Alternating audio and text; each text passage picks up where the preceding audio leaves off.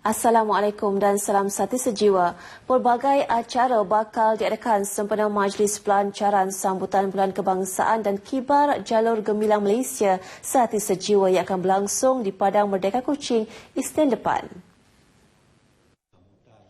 Menteri Pembangunan Sosial Tan Sri William Mawan berkata sambutan berskala besar dan lebih meriah berbanding dengan yang sebelumnya dijadual bermula awal pada Jumaat ini dengan program seperti persembahan muzik jalanan atau basker, pengagihan jalur gemilang kepada orang ramai, larian jalur gemilang dan pameran daripada pelbagai agensi kerajaan dan swasta.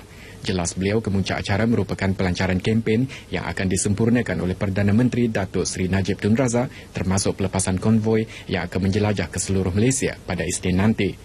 Sehubungan dengan itu, beliau menggalakkan orang ramai bersama menunjukkan rasa kecintaan kepada negara dengan mengibarkan jalur gemilang sepanjang kempen berlangsung dan berharap setiap rakyat menyemarakkan sambutan itu tanpa mengira fahaman politik atau kenegerian. Meningkatkan kecintaan kepada negara dan juga bangsa Malaysia dengan mengibarkan jalur gemilang sepanjang bulan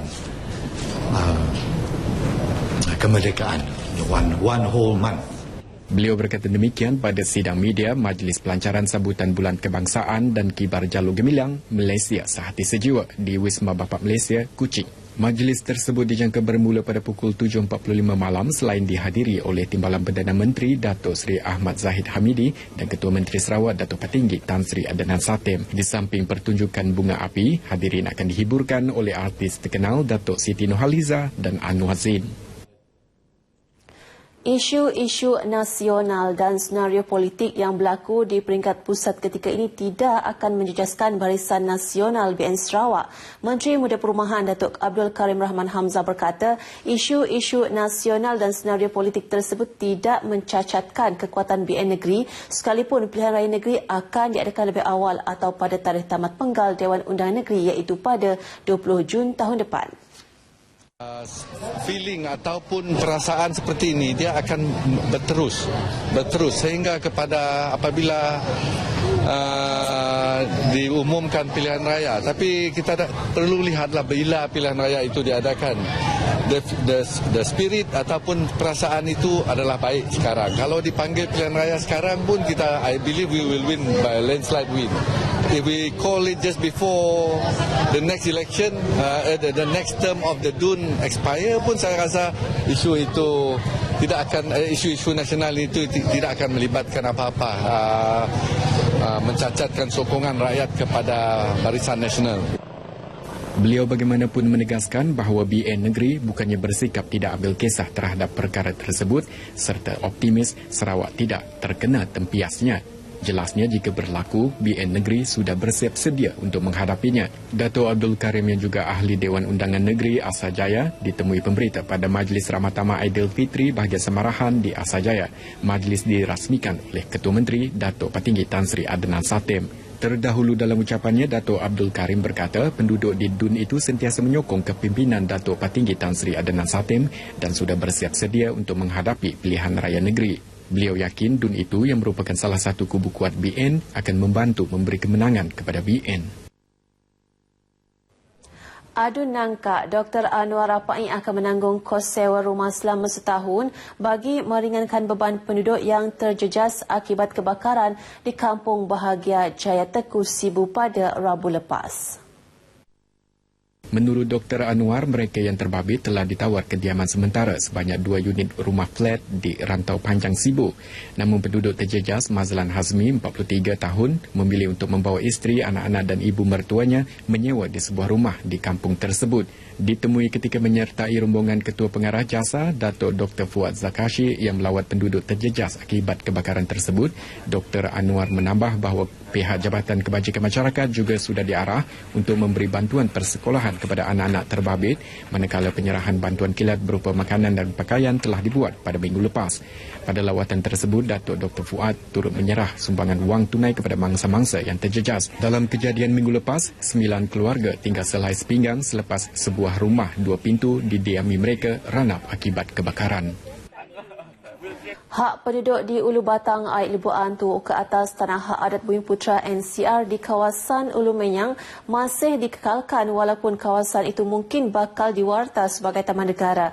Namun menurut Setiausaha Tetap Kementerian Perancangan Sumber dan Alam Sekitar, Datuk Sudarsono Osman, walaupun penduduk masih menjalankan rutin hari mereka di kawasan berkenaan, sebarang pembangunan tanah NCR hendaklah dibuat secara tradisional dan teratur. Berucap merasmikan bengkel pembangunan komuniti dan konservasi Ulu Menyang di Seri Aman semalam, Datuk Sudarsono berkata ini bagi mengurangkan impak terhadap alam sekitar, terutama kesan terhadap habitat orang utan di kawasan itu.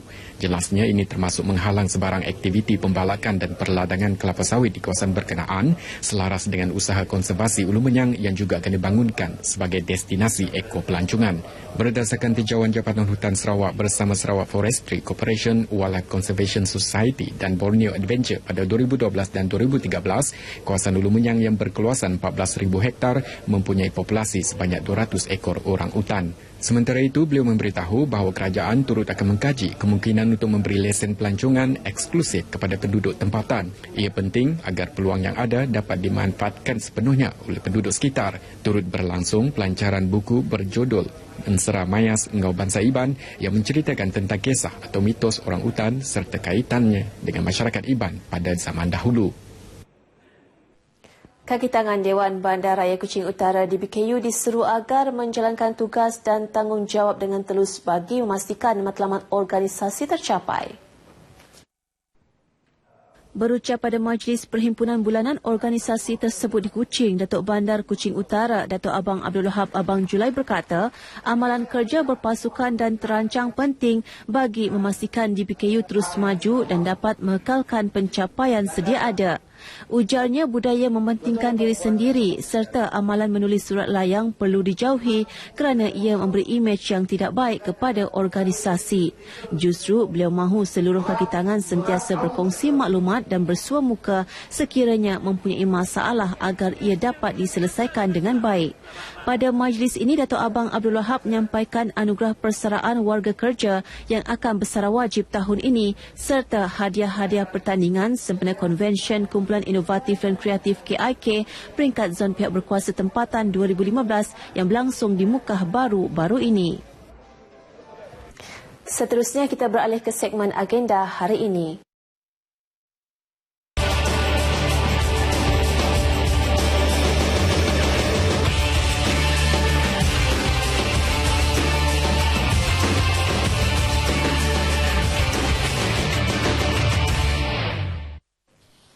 Antara liputan acara dalam agenda hari ini, Menteri di Jabatan Perdana Menteri Hajiah Nancy Shukri akan merasmikan Majlis Perasmian Forum Pemerkasaan Integriti Seri 4 tahun 2015 Zon Sarawak di Auditorium Tun Ahmad Zaidi, Institut Pendidikan Guru Kampus Batu Lintang Kuching pada pukul 12.15 tengah hari.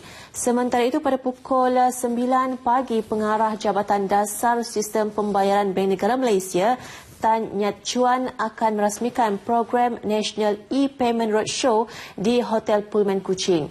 Manakala pada pukul 3 petang, Menteri Muda di Pejabat Ketua Menteri Pembangunan Usahawan Datuk Naruddin Majais akan mempengerusikan sidang akhbar bagi Anugerah Usahawan Bumiputera 2015 di Bilik Mesyuarat Unit Pembangunan Usahawan dan Industri Halal tingkat 12 Wisma Bapa Malaysia, Petra Jaya Kuching. Turut mendapat liputan Menteri Muda di Pejabat Ketua Menteri Promosi Pendidikan Teknikal Datuk Len Talif Saleh mewakili Ketua Menteri akan menyempurnakan Majlis Penutupan Forum Global Pemimpin dan Ketua Pegawai Eksekutif Penyelidikan dan Pembangunan 2015 di Hotel Pullman Kuching pada pukul 3.30 petang. Demikian antara liputan acara dalam agenda hari ini. Dengan itu, sekian Sarawak Semasa.